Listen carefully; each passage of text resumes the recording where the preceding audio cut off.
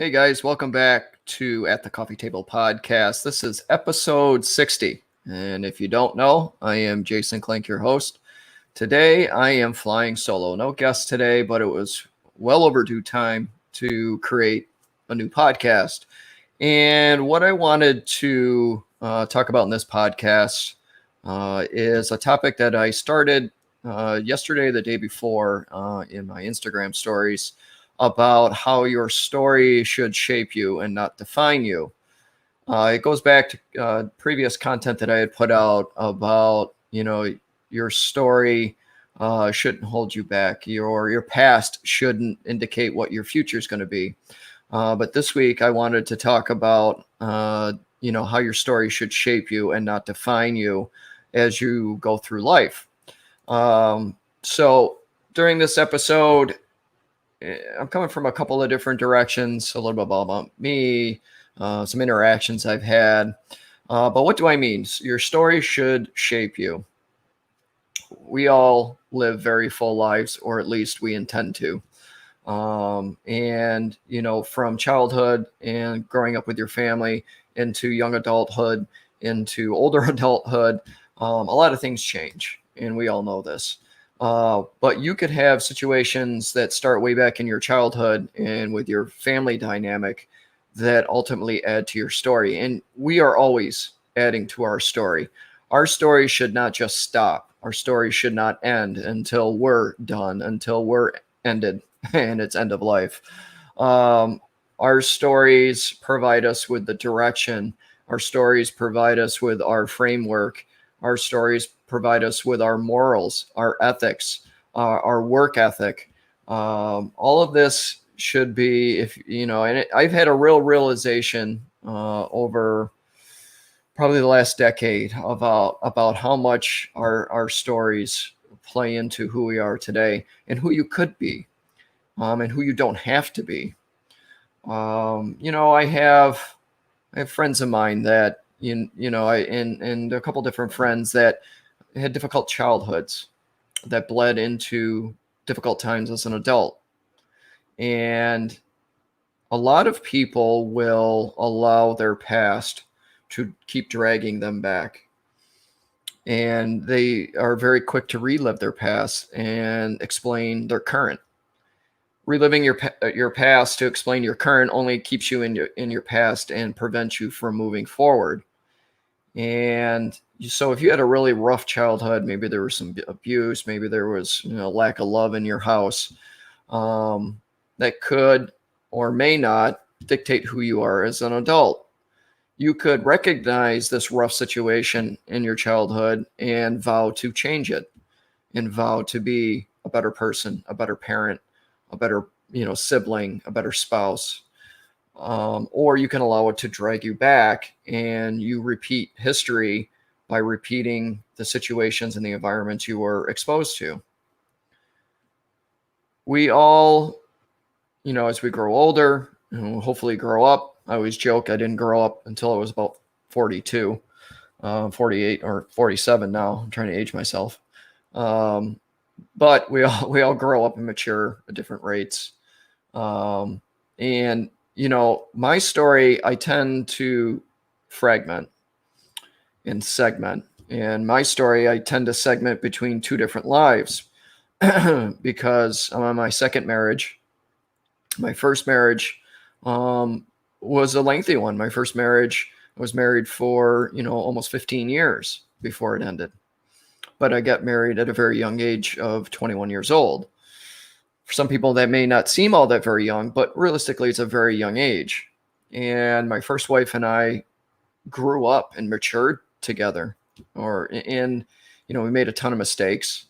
And by the end, it was almost as we grew apart from each other and went different directions, but continued to make a lot of different mistakes.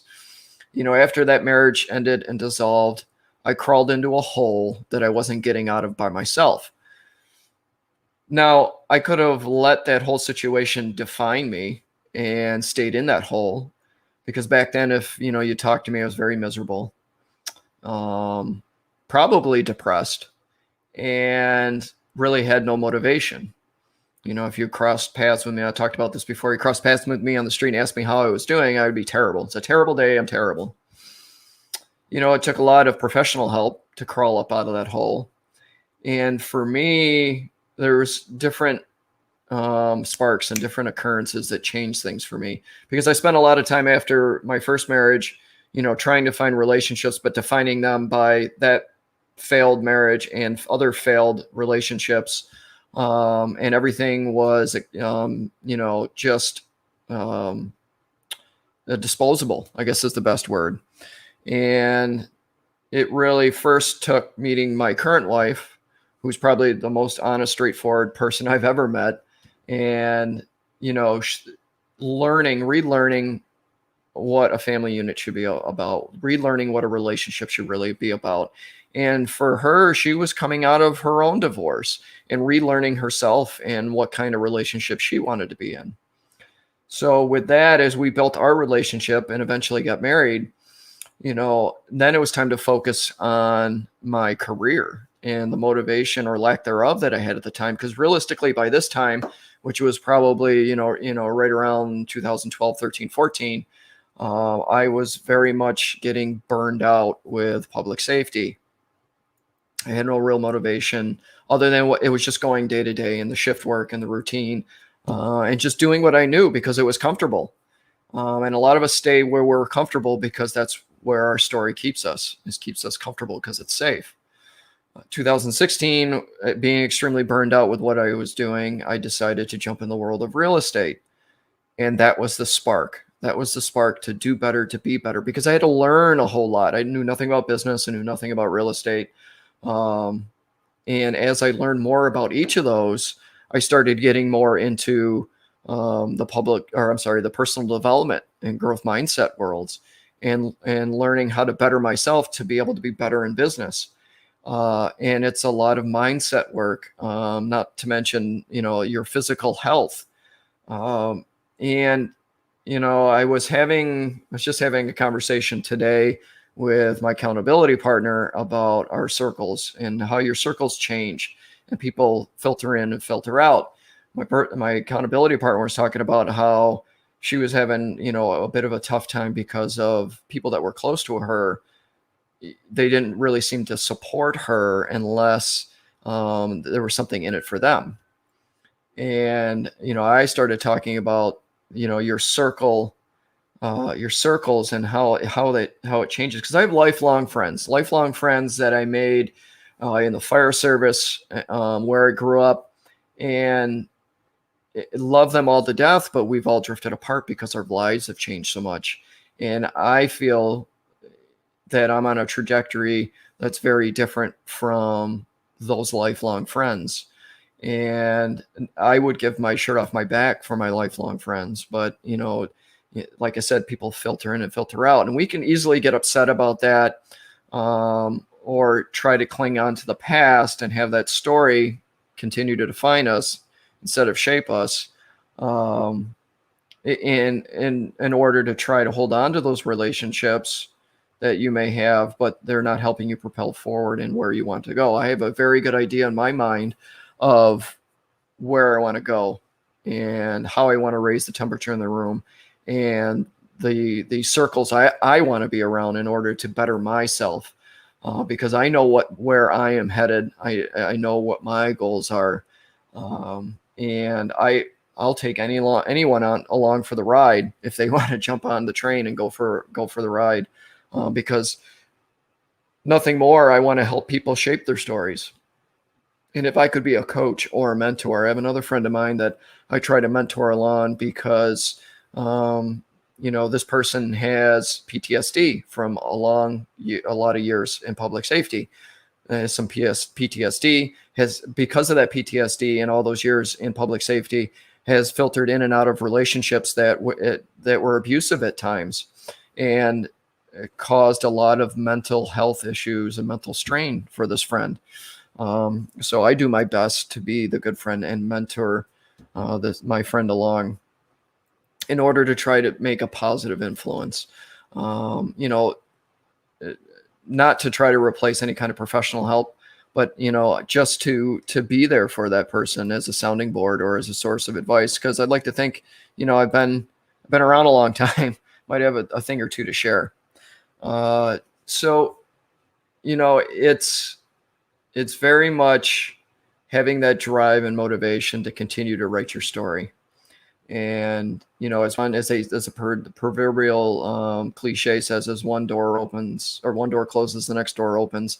As you once end one chapter to start another, but it's very true. You should want the drive and motivation to be better and do better, to continue those chapters, writing those chapters. I worked for many years doing shift work and with some very fantastic, awesome, talented people. But I watched a lot of these people as they went through their career, and now they're 50 or 55 or even 60 years old, and they're trying to get to that 30-year mark so they can get that state retirement, and they're just tired and they don't have the motivation. And it's just their motivation is to get to the end of the career and collect that retirement. And to me, that's very empty, because I think you may be missing out if that's all you have left. And I got to into 20 plus years in this business, and I needed something more. It was just, I didn't want to be 55 and 60 years old and looking back and just the job was pulling me along instead of me working in the job. And I felt I had done enough. And I was in the fire service since realistic. I was in the fire service since I was 14 years old. I grew up in a volunteer firehouse because my father did it for 33 years. So by the time I'm, in my 40s and 25, 26 years into this, it's a long time. And I've seen a lot of bad things, and I've seen a lot of good things, but I've seen a lot of bad things, and that really weighs heavy on your mind. And for me, it was the spark to jump off the cliff without a parachute and do something else, and to continue my story into something else. So I hope that everybody that's listening was able to take away from this a little bit. If I could be of any positive influence in your life, I'd love to connect. I'd love to get your comments. Drop your comments into this podcast. Let me know what you think. Maybe you think I'm way off base. I'd love to hear about it. Maybe you think I'm right on. I'd love to hear about it. But drop a comment and let me know. And if you want to talk privately, feel free to direct message me. And, I'd love to have a conversation with you. We got some exciting guests coming up on the podcast in the future here. Some real exciting conversations that we're going to be having and putting out content. And I hope you all join in. I appreciate each and every one of you for, following along and dropping in your comments and just giving me your feedback, because your feedback means everything as far as this podcast go. So with that, I hope everybody has a great day. Take care of yourself. Take care of each other. And we'll talk soon.